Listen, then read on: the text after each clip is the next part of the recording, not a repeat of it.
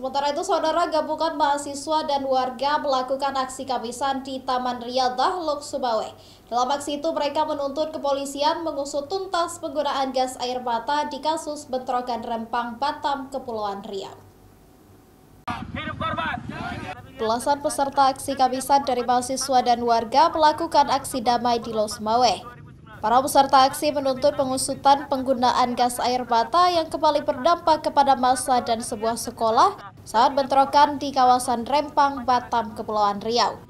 Tuntutan itu dilakukan agar kejadian seperti di Kanjuruhan tidak berulang kembali di kasus penggusuran yang terjadi di Rempang. Terkait kasus Rempang, kami dari kawan-kawan aksi Kamisan Lok Sumawe menuntut kepada pemerintah bahwasanya mendesak aparat penegak hukum untuk menjalankan tugas dan kewajibannya, yaitu segera mengusut tuntas penggunaan gas air mata dan memberikan keadilan untuk korban dan keluarganya. Bahwasanya banyak kawan-kawan kita, saudara-saudara kita di sana menjadi korban dari penggunaan gas air mata.